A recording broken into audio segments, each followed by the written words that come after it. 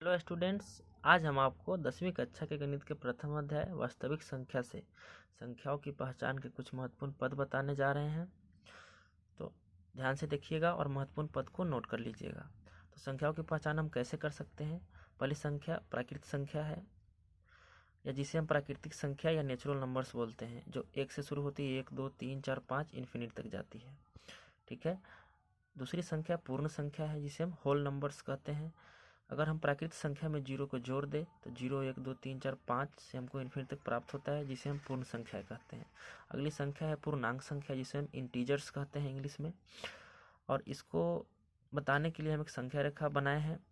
आप संख्या रेखा में दाएं तरफ देखिए 1 2 3 से इन्फिनिट तक जाता है, जिसे हम धन पूर्णांक कहते हैं। और 0 से बाएं तरफ देखिए -1 -2 -3 इन्फिनिट तक जाता है, जिसे हम ऋण पूर्णांक कहते हैं। तो धन पूर्णांक, ऋण पूर्णांक और प्लस में 0 को हम एक जगह संग्रहित करें तो हमें पूर्णांक संख्या प्राप्त होती है। ठीक है। पूर्णांक का मतलब ही होता है पूर्णांक। तो -3 -2 -1 या 1 2 3 ये सब पूर्णांक ही है। सम संख्या क्या होती है, या इवन नंबर्स किसे कहते हैं, तो वैसी संख्या जिसमें हम 2 से पूरी तरह भाग लगा दें। तो 2 4 6 8 10 ये सम संख्याएं हैं। विषम संख्या किसे कहते हैं, या ऑड नंबर्स क्या होती हैं, तो ऐसी संख्याएं जिसमें हम 2 से पूरी तरह भाग ना लगा सके, यानी कि 1 3 5 7 9 इन्फिनिट तक। ठीक है। भाज्य संख्याएं क्या होती हैं, तो जिसे हम कंपोजिट नंबर्स भी अंग्रेजी में कहते हैं। तो भाज्य संख्या वो होती है जिसका फैक्टर 3 से अधिक आता है या कम से कम 3 आता है, यानी कि जिसका गुणनखंड कम से कम 3 आए, या वैसी संख्याएं जो एक और स्वयं के अलावा किसी और से भी कटे। यानी प्रथम भाज्य संख्या 4 है, फिर पुनः 6 8 9 इस तरह इन्फिनिट तक हमको प्राप्त होती है। तो याद रखिएगा, अगर किसी संख्या का फैक्टर्स हमको 3 से अधिक प्राप्त होता है या 3 प्राप्त होता है तो उसे हम भाज्य संख्या कहते हैं। ठीक है, या कंपोजिट नंबर्स बोलते हैं। अभाज्य संख्या क्या होती है, तो ऐसी संख्या है जो स्वयं और एक के अलावा किसी और से विभाजित नहीं हो। ठीक है, इसे हम प्राइम नंबर्स बोलते हैं। या वैसी संख्या जिसका गुणनखंड फैक्टर्स केवल 2 आए। ठीक है, यानी 2 3 5 7 11। यहाँ पर ध्यान देने वाली बात यह है कि 2 सम संख्या भी है और अभाज्य संख्या भी है। ठीक है। परिमेय संख्या किसे कहते हैं, या इंग्लिश में रेशनल नंबर्स किसे कहते हैं, तो ऐसी संख्या जिसे हम p/q के रूप में लिख सके जहां पर q बराबर नहीं हो 0।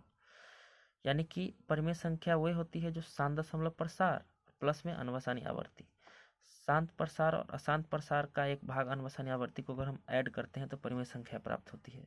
यानी कि रेशनल नंबर्स में हम देखेंगे तो terminating decimal expansion plus non terminating decimal expansion या रिपीटिंग जो होगा, ठीक, या नॉन टर्मिनेटिंग रेकरिंग जो होगा उसे हम बोलते हैं रेशनल नंबर्स। ठीक है। उदाहरण के रूप में देखेंगे तो 1/2 या 0.5 एक ही बात है। 2.5 रेकरिंग 22/7 से अनंत तक हमको प्राप्त हो सकती है उदाहरण। ठीक है। तो यहाँ पर हम परिमेय संख्या का उदाहरण इतना ही लिए हैं। समझ गए होंगे, ना समझ में आए तो कमेंट करके पूछ लीजिए। अपरिमेय संख्याएं क्या होती है, या इरेशनल नंबर्स किसे कहते हैं, तो ऐसी संख्याएं जिसे हम p/q के रूप में न लिख सके।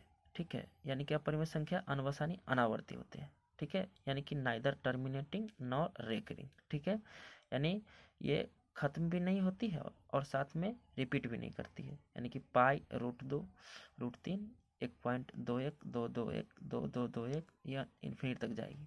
ठीक है।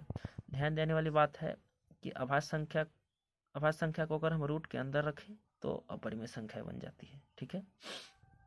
और अगला है वास्तविक संख्याएं, तो जिसे हम रियल नंबर्स कहते हैं।